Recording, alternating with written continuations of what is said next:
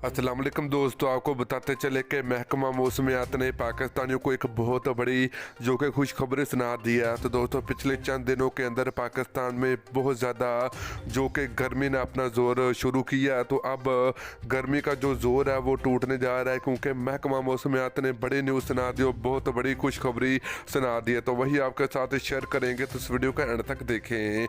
तो दोस्तों, अगर आप लोगों ने अभी तक इस वीडियो को लाइक नहीं किया तो वीडियो को लाइक करें, चैनल को सब्सक्राइब करें ताकि आपको मजीद वीडियो का नोटिफिकेशन मिल सके।